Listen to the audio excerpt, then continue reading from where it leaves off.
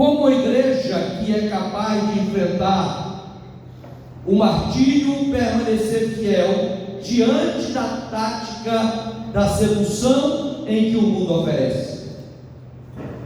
Quando nós olhamos aqui, a palavra Pérgamo significa casado. A igreja precisa lembrar-se que ela está comprometida com Cristo, que nós somos a noiva de Cristo, e precisamos nos apresentar como uma igreja santa, pura e incontaminada. E no livro de Apocalipse, o sistema do mundo que está entrando dentro da igreja é definido como a grande Babilônia, a mãe das meretrizes, enquanto a igreja é definida como a noiva de Cristo. Então o ponto central dessa carta é alerta à igreja sobre o risco da perigosa mistura do povo de Deus com o engano doutrinário e com a imoralidade do mundo. A igreja de Pérgamo, ela representa o período da história da igreja cristã entre o ano de 313 depois de Cristo a cerca do ano 600 depois de Cristo, marcado pela união entre a igreja e o Estado, e o que resultou em compromissos morais e doutrinários, como o paganismo e o nicolaísmo, e a perda da sua pureza espiritual. Esse período é caracterizado pelo casamento da igreja com o mundo, simbolizado pelo nome Pérgamo, completamente casada. E pela transição de um cristianismo mais apostólico para um cristianismo com estruturas eclesiásticas de poder. Talvez nós olhamos para a carta de Pérgamo e parece que Jesus está endereçando a carta para nós. Parece que esta carta está vindo no nosso século. Parece que essa carta está vindo para nós como igreja odierna. Aí Cristo ele faz um diagnóstico da igreja e revela aqui os seus sintomas. Cristo vê uma igreja instalada no meio do acampamento de Satanás. Se nós olharmos no verso de número 12 mais 1, os irmãos vão ver que Pérgamo é uma cidade com um passado glorioso. Historicamente era a mais importante cidade da Ásia. Segundo Plínio, era a mais famosa cidade da Ásia. Começou a destacar-se depois da morte de Alexandre o Grande em 333 a.C. Foi a capital da Ásia quase 400 anos. Foi capital do reino Seleucida até 133 a.C. Átalo III, rei Seleucida, o último de Pérgamo, passou o reino a Roma em seu testamento, e Pérgamo tornou-se a capital da província romana na Ásia. Então, quando nós olhamos a história, Pérgamo era um importante centro cultural, e como centro cultural sobrepujava Éfeso e Esmirna. Era famosa por sua biblioteca, que continha 200.000 pergaminhos. Era a segunda maior biblioteca do mundo, só superada pelo de Alexandria. Pergaminho deriva-se de Pérgamo, o papiro do Egito, que era o material usado para escrever no século III a.C. Eumenes, rei de Pérgamo, resolveu transformar a biblioteca de Pérgamo, na maior do mundo. Convenceu Aristófanes de Bizâncio, bibliotecário de Alexandria, a vir para Pérgamo. Ptolomeu, que era rei do Egito na época, revoltado, embargou o envio de papiro para Pérgamo. Então eles inventaram o pergaminho, que era feito de couro alisado, que veio superar o papiro. Então Pérgamo gloriava-se de seus conhecimentos e da sua cultura. Pérgamo, um destacado centro de paganismo religioso, porque lá em Pérgamo ficava um grande panteão, havia altares para vários deuses. Em Pérgamo, no topo do Acrópole, ficava o famoso templo dedicado a Zeus, uma das 7 maravilhas do mundo antigo. Todos os dias se levantava a fumaça do sacrifício prestados a Zeus. Em Pérgamo também havia o culto a Esculápio. Esculápio era o Deus Salvador, o Deus serpente das curas. Seu colégio de sacerdotes médicos era famoso. Naquela época mantinha 200 santuários no mundo inteiro, e a sede destes santuários era em Pérgamo. Ali estava a sede de uma famosa escola de medicina. Para ali peregrinavam e convergiam pessoas doentes do mundo inteiro em busca de saúde. A crendice misturava-se com a ciência. Galeno, médico só superado por Hipócrates, era de Pérgamo. As curas muitas vezes eram atribuídas ao poder do Deus serpente Esculápio. Esse Deus serpente tinha um título famoso de Salvador. A antiga serpente assassina apresenta-se agora como sedutora. Os nossos alunos aqui de medicina, que já fez uma anotação ali, que a serpente até hoje, devido à saída ou à proporção de Pérgamo, tornou-se um símbolo da medicina. Você chega na farmácia, quem forma em biologia, é farmacêutico, médicos, o símbolo é a serpente, por causa dessa escola de Pérgamo, onde foi fundado o centro medicinal, voltado também para os sacerdotes curandeiros. Em Pérgamo estava o centro asiático do culto ao imperador. O culto ao imperador era o elemento unificador para a diversidade cultural e política do império.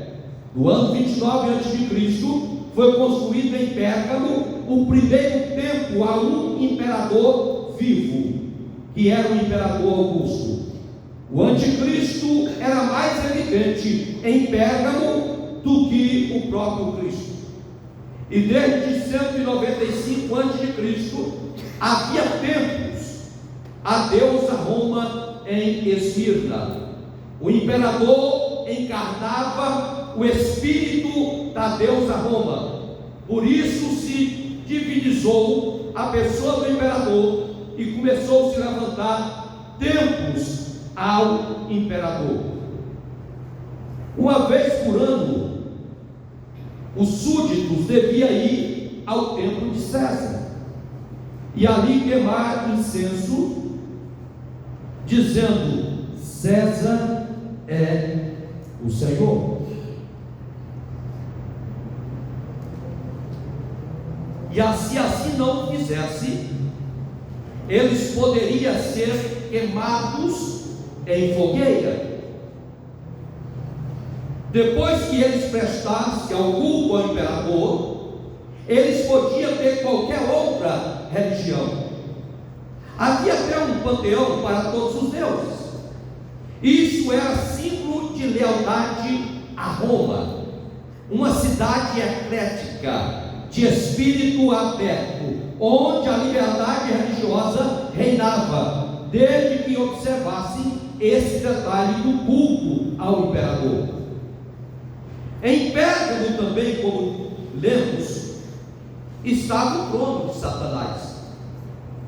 Naquela cidade estava o trono de Satanás. Ele não apenas habitava na cidade, mas lá estava o seu trono. O trono de Satanás não era um edifício, como hoje sugerem os defensores do movimento da batalha espiritual. Talvez poderia citar algum nome, mas está filmando aqui, nós vamos pular esse exercício. Mas esse trono estava no sistema da cidade.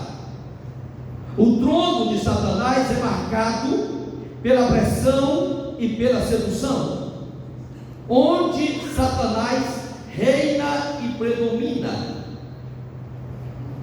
Há cegueira espiritual, floresce o misticismo, propaga-se o paganismo, a mentira religiosa, bem como a perseguição e a sedução ao povo de Deus. O trono de Satanás é marcado pela pressão e pela sedução.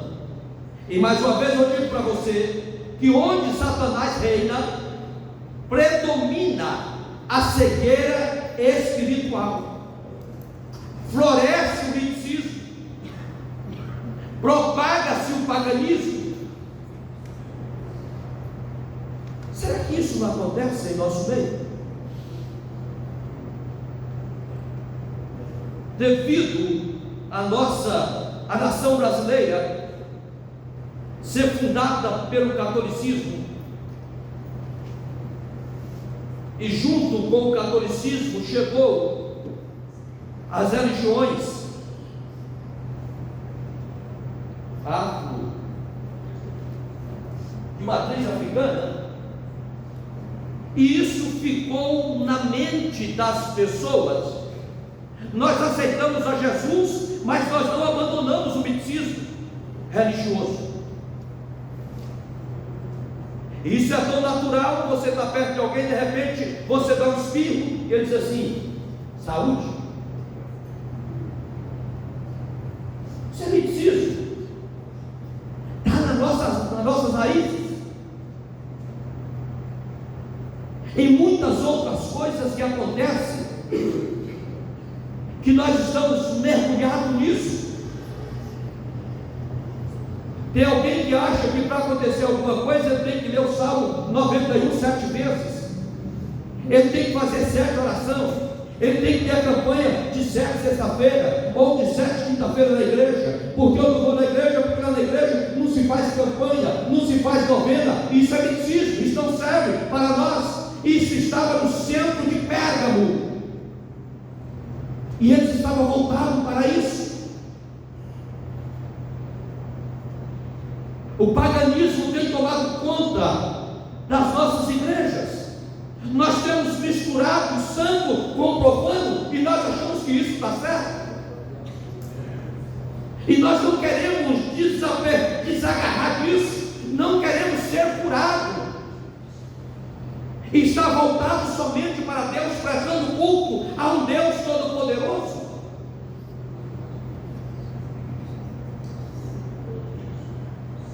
Em Pérgamo também estava um panteão, onde vários deuses eram adorados. E isso aqui atentava contra Deus, o Criador de todas as coisas. Em Pérgamo as pessoas buscavam a cura através do poder da serpente. Isso atentava contra o Espírito Santo, de onde emana todo o poder. Em Pérgamo estava o culto ao imperador, onde as pessoas queimavam incenso e adoravam como Senhor. E isso conspirava contra o Senhor Jesus, o Rei dos Reis e o Senhor dos Senhores.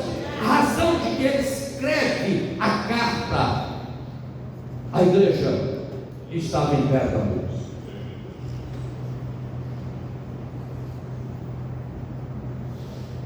E hoje tem muito crente dessa forma. Um dia eu chego na casa do pastor, eu ia sair, precisava falar com ele, liguei, não consegui falar e fui até a casa dele. Quando eu cheguei lá, tinha uma irmã na casa dele, juntamente com o esposo. Eu falei, Senhor, disse, rapaz, eu liguei, não consegui falar. Ele disse, meu telefone tem um probleminha e quase o senhor não me acha. Eu falei, por quê? Eu estou levando essa irmã aqui, cara, querendo no cemitério. Eu falei, mas irmã, vou fazer o que no cemitério? Disse, não, pastor, porque o meu filho, ele gostava muito de macarrão quando era vivo. E deu uns 60 dias que ele morreu, e eu lembrei dele dessa manhã, fiz um macarrão e vou levar lá na sepultura dele. E o carro do meu marido está quebrado, eu venho aqui com o pastor me levar lá.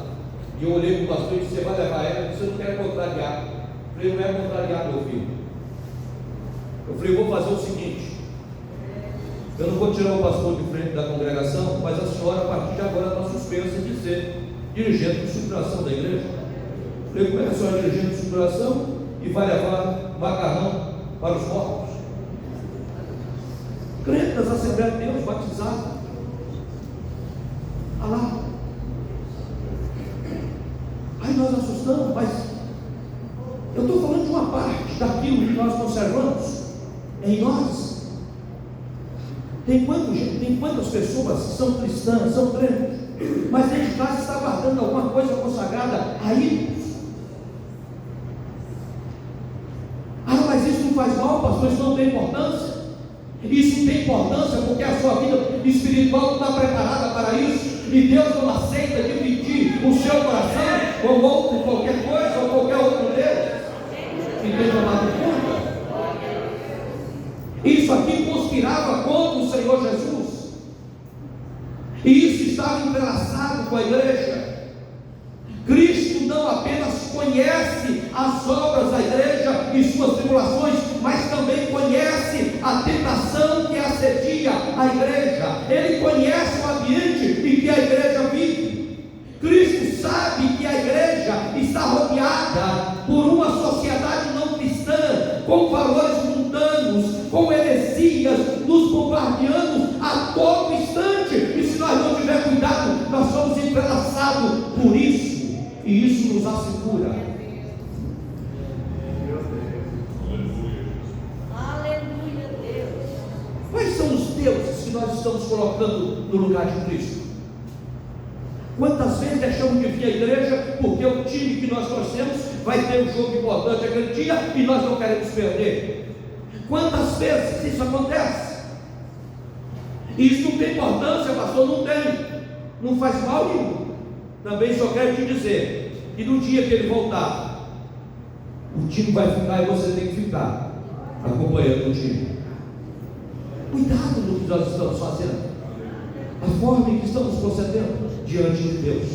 São coisas pequenas que eu apresento para vocês, para que vocês entendam, mas há um grau de profundidade maior em tudo isso. Cristo, ele tem uma igreja capaz de enfrentar até a morte por causa do nome de Jesus. Cristo conhece também a lealdade em que a igreja me dedica, a despeito do poder do culto pagão a Zeus, a Esculapo, ao imperador. Só que os crentes da igreja de Pérgamo só professavam o nome de Jesus. Eles tinham mantido suas próprias convicções teológicas no meio desta Babel religiosa. A perseguição religiosa não os intimidou, porque a igreja suportou provas extremas. Antipas, o pastor de Pérgamo, segundo Tertuliano, ele foi colocado dentro de um boi de bronze, e este foi levado ao fogo até ficar vermelho, morrendo o servo de Deus, sufocado e queimado. E ele resistiu a apostasia até a morte, porque não prestou culto ao imperador. Como é que nós estamos hoje? Coragem para isso, como teve o pastor da igreja em Pérgamo, prontos a ir até a morte por Cristo, ou ceder às pressões ideológicas do mundo, as pressões ou a perseguição religiosa não pode nos intimidar. Precisamos falar a respeito do Cristo. E aí nós temos uma tranquilidade tão grande, porque nós achamos que isso não vai chegar até nós. Nós achamos que nós estamos livres disso. Nós estamos dormindo em berços esplêndidos. Sempre eu digo para vocês aqui, não vou cansar de falar, nós escolhemos o dia que nós queremos ir à igreja, qual culto que eu vou, qual reunião que eu vou frequentar. Eu escolho qual dia que eu vou ler a Bíblia, ou qual dia que eu vou orar. Nós fazemos aqui escolhas, nós somos seletivos. Mas vai chegar um momento em que nós vamos sentir saudade de uma reunião como essa. Talvez o período da pandemia em 2020 e 2021 parece que não surtiu efeito nenhum sobre nós.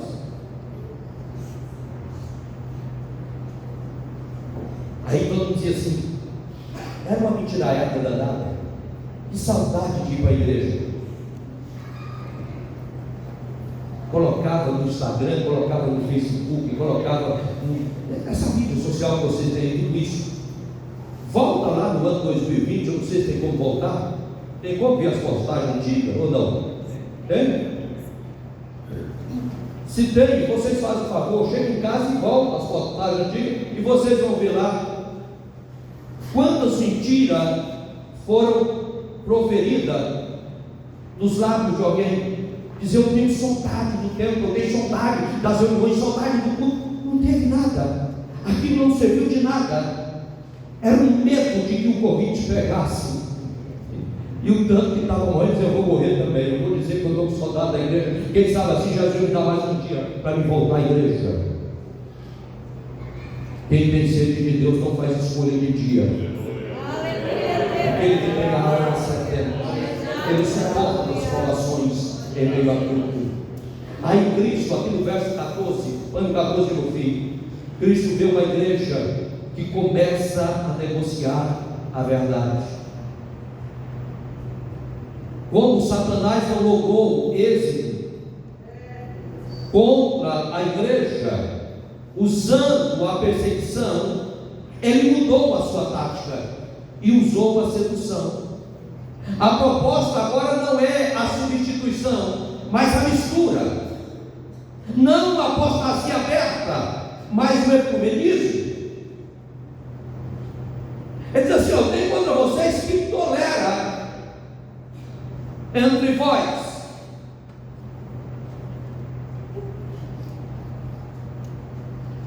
Tenho todavia contra ti algumas coisas, pois que tem aí os que sustentam a doutrina de Balaão, o qual ensinava a Balaque a arma cilada diante dos filhos de Israel para comerem coisa sacrificada aos ídolos e praticarem a prostituição.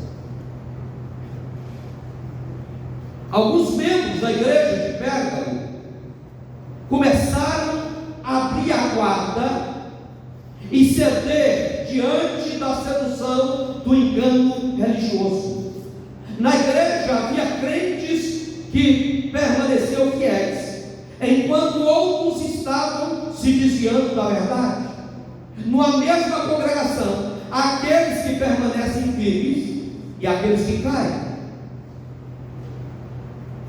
Aí Cristo, aqui ele vê uma igreja que começa a ceder às pressões do mundo. O que aconteceu aí? Balaque contratou Balaão para amaldiçoar Israel.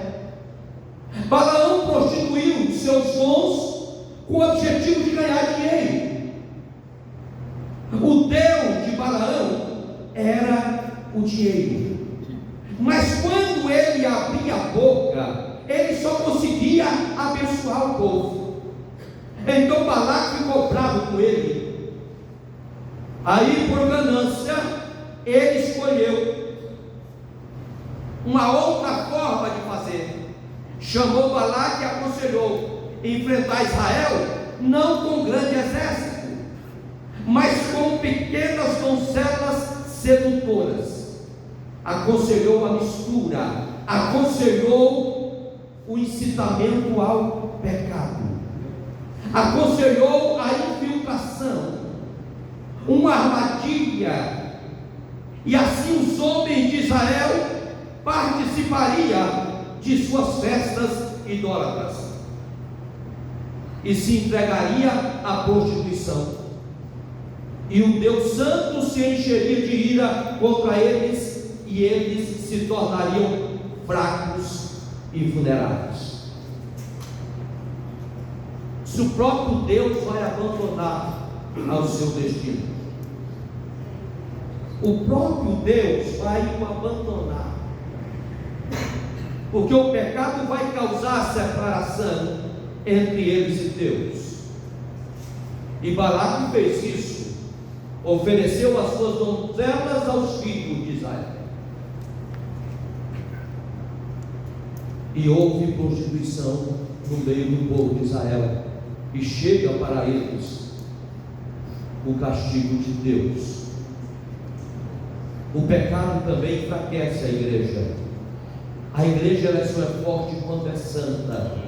Sempre que a igreja se mistura com o mundo e adota o seu estilo de vida, ela perde o seu poder e a sua influência. Sempre que nós abrimos ala para que o sistema tenha poder entre nós, nós perdemos o poder de Deus, nós perdemos a graça, nós perdemos a presença do Espírito Santo, porque ele já não está entre nós. O grande problema da igreja de Pérgamo é que enquanto uns sustentavam a doutrina de Balaão, os demais membros da igreja se calaram num silêncio estranho. A infidelidade alinhou-se dentro da igreja com a adesão de uns e o conformismo de outros. E a igreja tornou o quê? Infiel.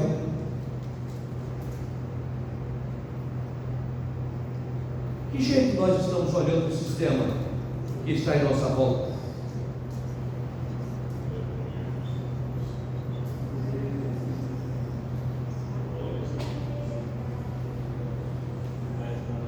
O que entra dentro da nossa igreja? Através da nossa vida.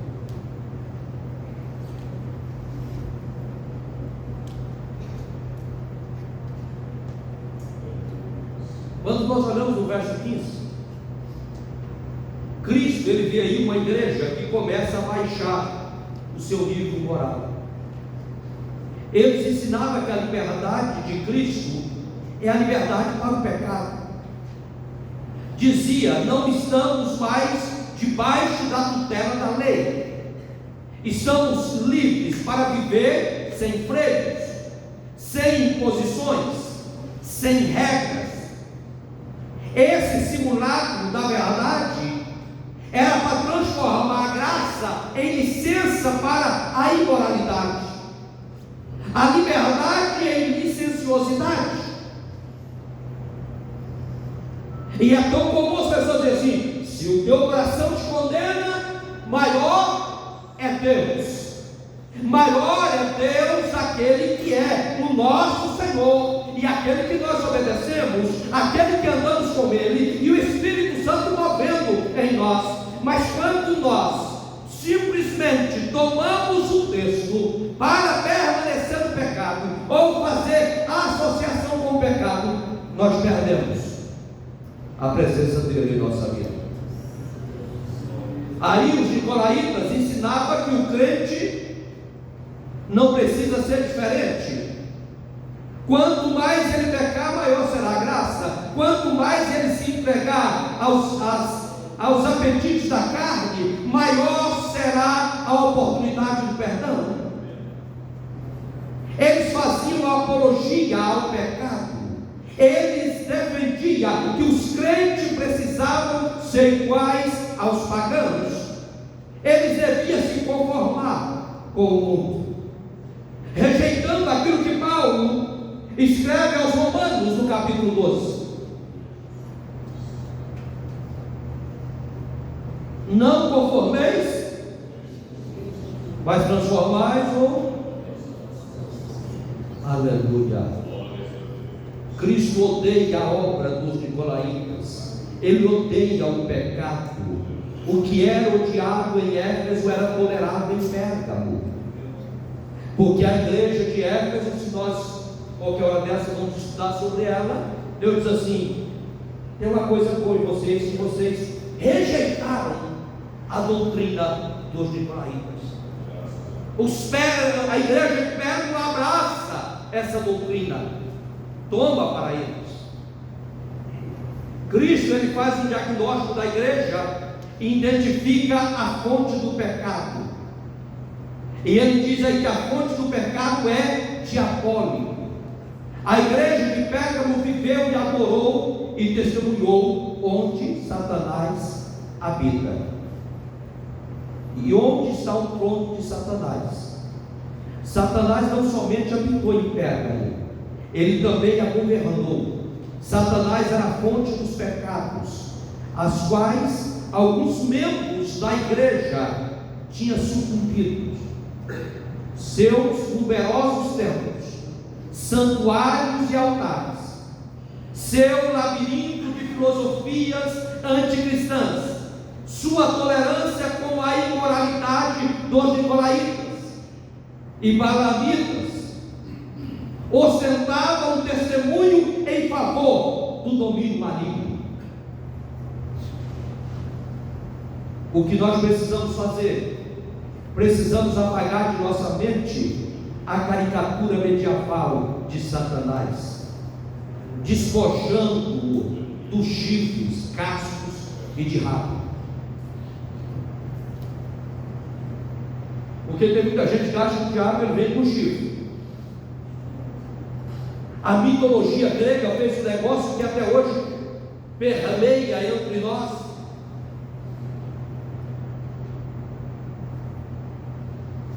A mitologia grega colocou asa em anjos e colocou chifre e rabo no diabo. Qual é a caricatura do diabo hoje? Quando tem chifre, aqui ó, Satanás. Se aparece um bichinho de asa, é anjo.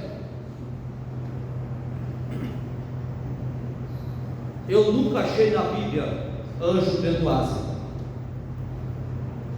E olha que eu já vi algumas vezes. Se alguém encontrar, me chama depois e me diz onde está escrito. Sempre que aparece anjos na Bíblia, aparece como varão, nunca com asa. Mas a mitologia grega colocou e nós carregamos isso. A Bíblia diz que Satanás, ele é um ser espiritual, inteligente, poderoso, inescrupuloso. Jesus chamou ele de príncipe deste mundo. Paulo chamou de príncipe da potestade do ar.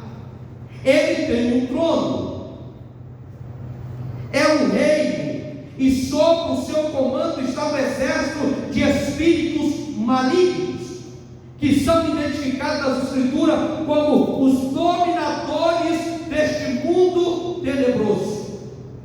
É forças espirituais do mal nas regiões celestiais. E nós estamos aguardando o bichinho de chifre e com um trem na mão lá, o gato, o trem lá que usa. Fica tranquilo, meu amado. Ele vem como anjo de luz, dizendo: porque essa igreja sua tem isso, não precisa disso na igreja, Jesus só quer o coração. Coisa bonita. Lá em Mato Grosso, quando a gente pescava, a gente usava o coração para pegar pacu, fazia isso e pegava muito. Eu não sei se Deus é peixe com aquele coração.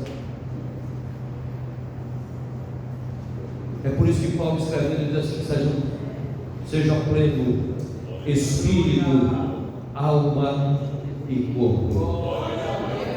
Aleluia. O nosso corpo é templo e morada do Espírito Santo de Deus. Não entra nessas filosofias humanas.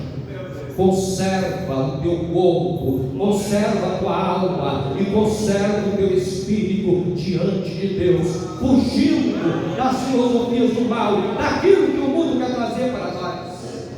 Pega-me um lugar sombrio, pega-me um lugar sombrio. Ele estava mergulhado na confusão mental da heresia, pois o reino de Satanás é onde as trevas reinam. Ele é o dominador deste mundo tenebroso. Ele odeia a luz. Ele é mentiroso e enganador. Ele cega o entendimento do descrente e ele extingue os homens a pecar e induz-os aos erros. Isso é muito notório. Só que Cristo, ele diagnostica a igreja, faz o diagnóstico da igreja e julga os que se renderam ao pecado. No verso 16, Jesus exorta os faltosos ao arrependimento.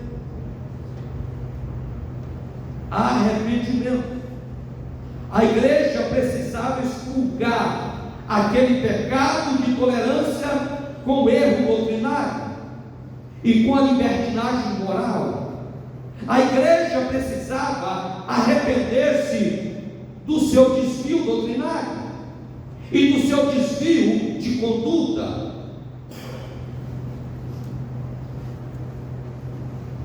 Verdade e vida precisam ser pautados pela palavra de Deus. Embora o juízo caia sobre os que se desviaram, a igreja toda é disciplinada e envergonhada por isso. A igreja precisa arrepender-se de sua tolerância com o erro. Embora alguns membros da igreja se desviaram, os outros devem se arrepender, porque foram tolerantes com o pecado. Enquanto os crentes de Éfeso odiavam as obras dos nicolaítas, os crentes de Pérgamo toleravam a doutrina e as obras dos nicolaítas. O pecado da igreja de Pérgamo era a tolerância com o erro e com o pecado. Será que não é a mesma coisa, moça? Quando nós tornamos-se tolerantes com o pecado,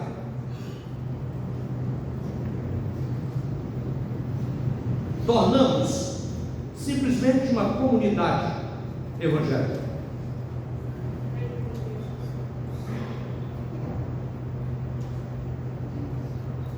E aí precisamos de algumas novidades ou invenções humanas para prender a atenção das pessoas.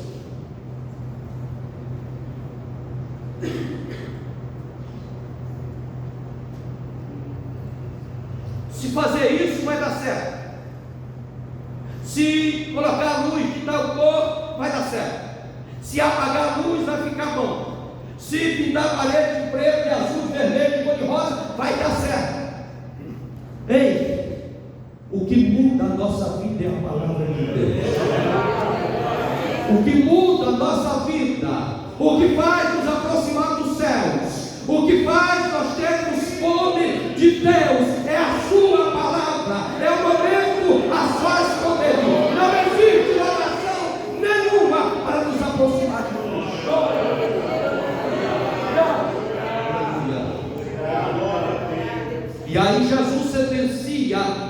os impenitentes com juízo. A falta de arrependimento acarreta em juízo. Jesus virá em juízo condenatório contra todos aqueles que permanecem impenitentes e contra aqueles que se desviam da verdade. Antipas morreu pela espada dos romanos, mas quem tem a verdadeira espada é Jesus. Ele derrotará os seus inimigos com essa poderosa. Alguém está com medo dos poderosos do mundo, e alguém está aí: o que vai acontecer, o que vai acontecer agora, o que vamos fazer? Nós não vamos fazer nada, porque o nosso reino não é deste mundo. Nós estamos aqui. A espada da sua boca é a sua arma que destrói os seus inimigos. Essa é a única arma que Jesus usará quando ele vir com poder e grande glória. E com ela ele matará o anticristo e também destruirá os rebeldes e os apóstolos. Os que apostataram-se da fé. Então a mensagem da verdade se tornará a mensagem do julgamento. Deus nos fará responsáveis por nossas atitudes em face da verdade que nós conhecemos. Jesus, e a sua própria palavra, é que condenará o ímpio no dia do juízo. João 12, 47 e 48. A palavra salvadora torna-se juiz, espada benfazeja, que transforma-se em carrasco para o mundo. O mundo será julgado segundo a sua palavra. A mesma palavra que transforma, a mesma palavra que lava, a mesma palavra que muda a vida do vil pecador, é a mesma palavra que será espada e juízo para aqueles que afastaram-se dele. Aí Jesus Cristo traz o diagnóstico à igreja e premia os vencedores. Olha o verso 17. Meu secretário já está chegando. Os vencedores comerão do maná escondido. No deserto Deus mandou o maná. Se nós olharmos no livro de Êxodo, capítulo 16, 11 até o 15. Quando cessou o maná, um vaso com maná foi guardado na arca, e depois foi guardado no templo. Êxodo 16, 33 e 34, Hebreus 9, 4. Com a destruição do templo, conta-se uma lenda que Jeremias escondeu o vaso com maná numa fenda do Monte Sinai. Os rabinos diziam que ao vir o Messias, o vaso com maná seria recuperado. Receber o maná escondido significa desfrutar das bênçãos da era messiânica. É por isso que ele diz assim: aos vencedores comerão do maná escondido. O maná escondido aqui refere-se ao banquete permanente que teremos no céu. Aqueles que rejeitam o luxo das comidas idólatras neste mundo ou nesta vida terão um banquete com as iguarias de Deus no céu. Bengel, ele diz que diante desse manjar, o apetite pela carne sacrificada a ídolos deveria desaparecer. O maná era o pão de Jeová. O maná era o cereal dos céus, era alimento celestial. Os crentes não devem participar dos banquetes pagãos, pois vão participar do banquete do céu. Jesus é o pão do céu. Aí diz que os vencedores receberão uma pedrinha branca. Pedrinha branca é usada nos tribunais para o veredito dos jurados. A sentença de absolvição correspondia a uma maioria de pedras brancas, e a de condenação era uma maioria de pedras pretas. Eu não sei se os irmãos já tiveram a oportunidade de assistir um júri, mas aqui no Brasil tem alguns crimes que é levado a júri, e aí é escolhido entre a sociedade uma pessoa de cada categoria para fazer parte do júri, e sempre é a escolha de 7. Estas 7 pessoas não têm contato com ninguém, ninguém sabe quem são elas, e elas chegam do fórum, e elas sentam ali, aí de repente é formado o tribunal, o juiz, o promotor, que é o defensor público e que fala em nome do Estado, ou que representa a sociedade, que representa a sociedade ou promotor. O juiz, ele não pode estar nem do lado do Estado e nem do lado da sociedade. O juiz, ele é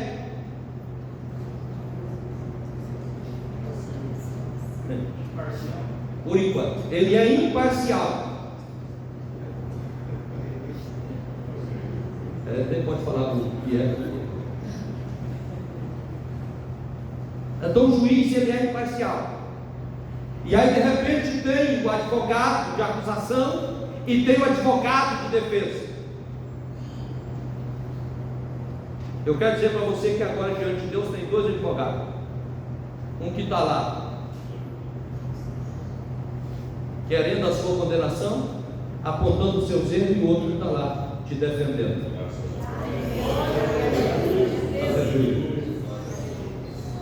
E aí é feito.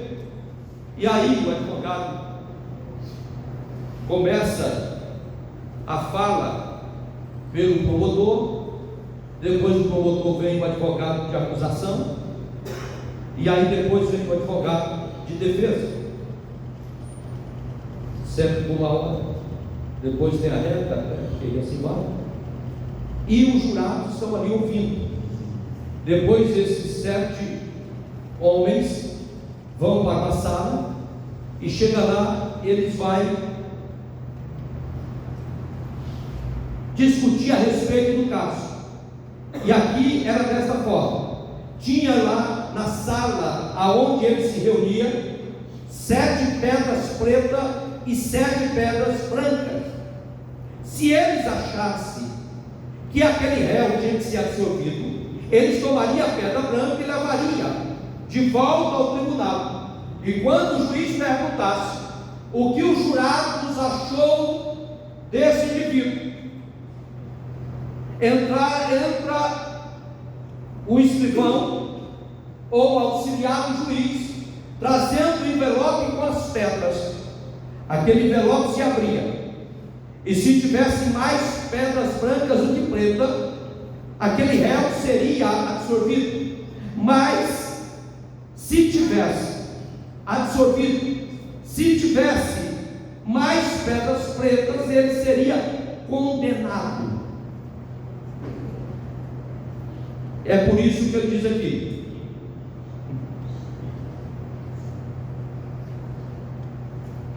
o cristão é declarado justo e inocente, sem culpa diante do trono de Deus. Aos vencedores receberão uma pedrinha branca. Essa pedrinha também era usada como bilhete de entrada em festivais públicos. A pedrinha branca é símbolo da nossa admissão no céu. É símbolo da nossa admissão no céu, na festa das bodas do Cordeiro. Quem deixa as festas do mundo vai ter uma festa verdadeira, onde vai ter alegria para sempre. Aleluia. E aí por último ele diz assim: os vencedores receberão um novo nome. O maná escondido é Cristo, o novo nome é Cristo. Vamos nos deliciar com o maná e compreender o novo nome. Esta é a visão que edifica a nossa vida. Aleluia. Aqueles que conhecem em parte conhecerão também plenamente, como são conhecidos. Aqueles que vi agora como espelho, indistintamente o verão face a face. Aleluia. Quando nós estivermos diante dele, receberão um novo nome. Esse novo nome aqui é um pacto de intimidade que você tem com ele. Qual é a forma que você conhece o seu Cristo? Aqui, quando nós vamos conhecer as pessoas, de repente nós começamos a chamar pelo nome carinhoso, né? Dificilmente você vai conhecer a pessoa pelo nome. As pessoas chamam pelo nome da intimidade. Qual é a intimidade que você tem com ele? É este nome que somente você e ele sabem. Só você, só ele conhece você na sua intimidade. Dessa forma seremos recebidos nos céus juntamente com ele. Aleluia. Glória a Deus. Que o Espírito Santo fale melhor em cada coração e continuamos firmes olhando para Jesus, que é o autor e consumador